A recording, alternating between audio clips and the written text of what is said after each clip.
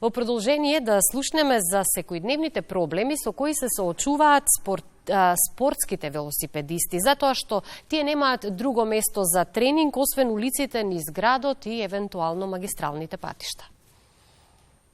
Се разбира, Љубиша Кондев на договорениот разговор дојде со велосипед. Добре дојдовте, не очекував да дојдете со поразлично средство превозно, освен велосипед. Се разбира. Да, значи тоа е моето главно превозно средство во градот. Велосипедот е речиси единственото превозно средство кое Кондев го користи низ Скопје. Со спортски велосипедизам се занимава одамна. Тренер е во велосипедскиот клуб Енерджи, но пред се учесник во сообраќајот и како спортски, но и како секојдневен велосипедист. Па вкупно некогаш доаѓа, зависност од периодот годината и зависност од возачите, доаѓа може би до кај, да кажеме, 15 до 20 часови недел. Сега, кога се движиме низ градот, велосипедот е моментално најбрзото превозно средство, затоа што гледаме дека е голема гужва од утринските часови. Да кажеме, во некоја релација аеродром центар се стига за некои 15 на минути, така да некогаш може би во денот да се проаѓа период од пола час до 45 минути за движење низ градот. Така да, грубо ако се израчуна е некоја солидна цифра во текот на целата година. Што е специфично за часовите поминати за тренинг на еден велосипедист? Специфично е што сите коловози каде што се движат автомобилите се дел од нашата велосипедска сала. Ние како велосипедисти немаме сала, нити посебен терен кај што треба да се движиме. И глобални светски сите велосипедисти тренираат на коловозот каде што се движи нормалниот сообраќај. За жал, во Македонија таа култура на почитување на велосипедистите кои што се дел од сообраќајот е на многу ниско ниво. Дел од возачите кои што тренираат на коловозот, на асфалтот каде што сообраќајот се константно под некој стрес, затоа што сите се чувствуваме како да сме дел, односно непријатели на автомобилите. Значи, секогаш имаме некои такви несакани случаи, ситуации каде што они не го поддржуваат тоа што го правиме. А за жал, тоа е коловозот е нашата спортска сала. Немаме друга спортска сала, тоа е дел од тренингот. Колку сте задоволни од оваа спортска сала?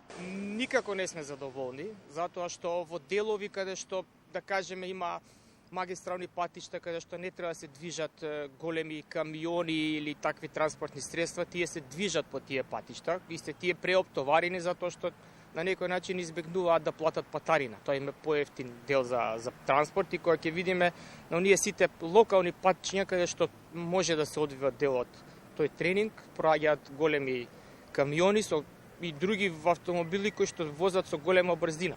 Ние за да бидеме безбедни во сообраќајот, повеќето возачи кои што тренираат, возат рекреативно, веќе имаат сите сигнални светилки кои што светат дење за да може да не видат оддалеку. И тоа е еден дел на сигнализација кој што секој автомобил буквално ќе ја види од некои 2 километри и ќе биде повнимателен, но тоа е све на некој начин слабо внимание од возачите. Станува збор пред се за спортисти кои што може да каже дека се професионално обучени за велосипедизмот во град. Што е со велосипедистите кои што не се спортски велосипедисти?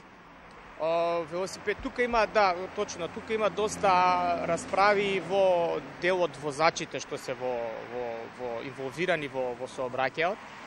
Повеќето нормални велосипедисти кои што го користат велосипедот за движење низ град, одење на работа како јавен транспорт, имаат велосипедски патеки.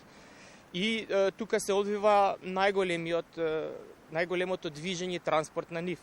И затоа доста учесници во сообраќајот викаат зашто вие не возите, што сте во спортска опрема, не возите на велосипедската патека. И тука е доста работи не се решени, да кажеме и законски и културно, затоа што тие велосипедисти што одат на тренинг и што треба да искочат од градот не може да возат на таа велосипедска патека, затоа што прво возат со можеби и сосема друга брзина, можеби е поголема група на велосипедисти која може биде 10, 15, 20 и повеќе возачи. А законски од кај би требало да се почне? Законски би требало да се почне од правилата за движење во сообраќај. Значи, како што напоменав, нашата спортска сала е коловозот, каде што сите автомобили се движат. Тука ние немаме некој соодветен закон или правило за некој клуб или било што.